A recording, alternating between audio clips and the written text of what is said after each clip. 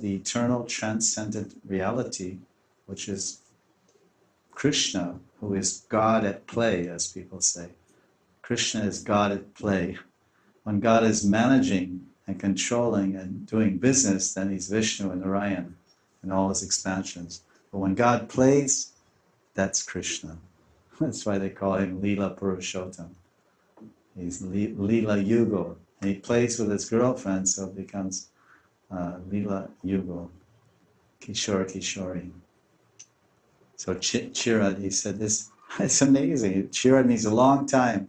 And a Sanskrit verse by Shukamuni says that, oh, don't cut down our long cherished hope to have your association.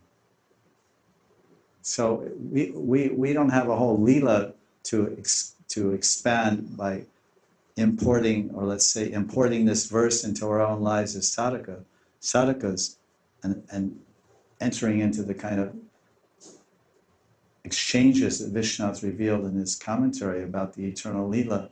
But this idea that, of this prayer, give us your mercy, O Aravinda, Prasida Parameshwar, O Supreme Controller, O Aravinda, O beautiful Aravinda, I fell in love with you, I'm trying to love you and serve you like the gopis, I'm trying to come to you like the gopis, I'm trying to meet you like the gopis, and I've had a long-standing desire, Asham Dritam Chirad.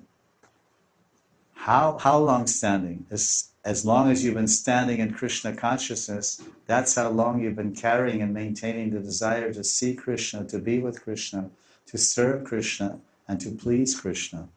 And these are some of the symptoms of the Bhava Bhakta.